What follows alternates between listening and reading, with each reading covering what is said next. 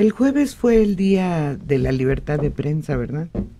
Bueno, fue el que era en México el Día de la Libertad de Prensa durante muchos años, que se hacía la famosa comida de la libertad de prensa, donde iban los dueños de medios, de la prensa escrita sobre todo, a comer con el presidente y a rendirle homenaje sobre todo. No acostumbraban ir medios disidentes.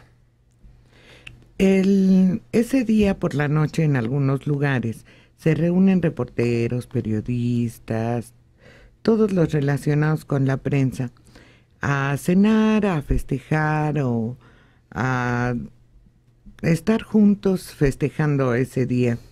Y así lo hicieron los reporteros y periodistas en Saltillo, Coahuila. A esa reunión asistió la periodista Stephanie Cardoso y fue acompañada de su pequeñito de 2 años de edad. Pues fue la última vez que la vieron. Ah, caray. Alrededor de las 2 de la mañana del viernes, esta periodista, Estefanía, que cubre la fuente policíaca y trabaja desde hace 3 años en el diario El Zócalo de Saltillo, avisó a sus compañeros que había llegado a su casa. Salió de la reunión, llegó a su casa y les dijo: ya estoy aquí, ya llegué con bien. Pero por la mañana, personas de su familia quisieron hablar con ella por teléfono y nunca les contestó. La fueron a buscar a su casa y no estaba ni ella ni su hijo de 2 años. En el domicilio todo estaba revuelto, la cámara fotográfica estaba destrozada en el suelo y su vehículo hasta ahorita no ha sido localizado.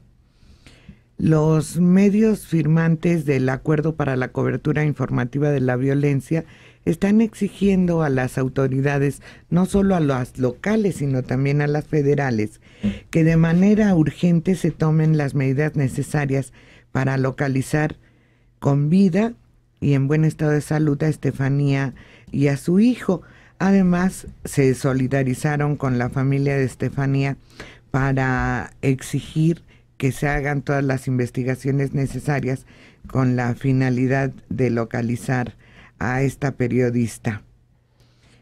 Y lo que sucede, pues no se tiene ni idea qué fue lo que le pasó, si se la llevaron a algún lugar, y lo más lamentable es que en muchos de estos casos los periodistas son encontrados, como en el caso de Veracruz. O nomás no encontrados y simplemente se olvidan de ellos. Pues lo que tiene muy indignados a sus compañeros periodistas y desde luego a la población de Saltillo es que tardaron un buen rato en empezar las diligencias para la búsqueda de esta mujer y de su pequeña hija. No lo hicieron de manera inmediata, ya sabemos, ¿no? Porque resulta que cualquier búsqueda tiene que esperarse unas cuantas horas para ver si no se fue a algún lado. Pero es que aquí rompieron la puerta, rompieron la cámara, patearon a todo el mundo. Y no, tenemos que dejarlo 24 horas. Pues. Qué barbaridad. Pues no hay ninguna noticia de ella y se suma al enorme número de periodistas que han desaparecido y han sido desgraciadamente encontrados muertos en diferentes lugares de la República. Ella va a formar parte de ese grupo de los desaparecidos y va a ser la número 15 de los desaparecidos. Cuando hablamos de desaparecidos estamos hablando de periodistas que tienen años que no se sabe de ellos, pero los siguen considerando desaparecidos cuando evidentemente ya pasaron a mejor vida, como se suele decir. Y de los muertos de 2000 para acá, se calcula que hay 110 periodistas muertos. De las investigaciones, de las soluciones, pues prácticamente nada más el de Televisa de Acapulco. Quizá algún otro que yo no sepa o que se me escapa en este momento, Aquellos dos, un fotógrafo Y un camarógrafo. y un camarógrafo.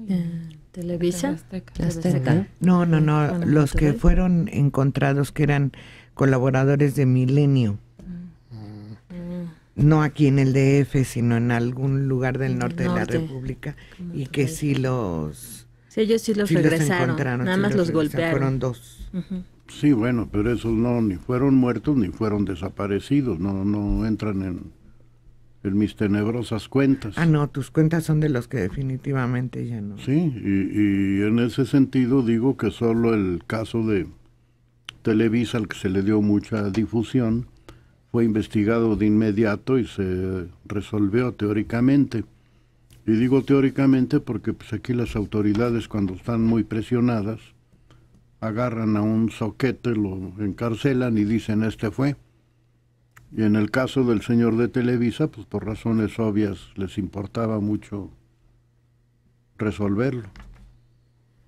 Pero los demás ni siquiera los investigan.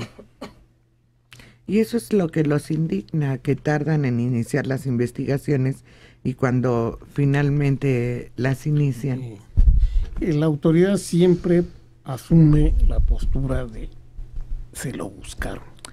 Como el caso de los dos niños que fueron encontrados muertos, que fue una niña de 4 años y un niño de 6, que fue, creo que en Michoacán, los dos chiquitos, que fueron sepultados ayer o antier, y que los padres reportaron que estaban extraviados y las autoridades les dijeron que no podían empezar porque tenían que pasar algunas horas, como si una niñita de 4 años pudiera irse de su casa por rebeldía, porque no le gustaba cómo la trataban. Se fue de disco.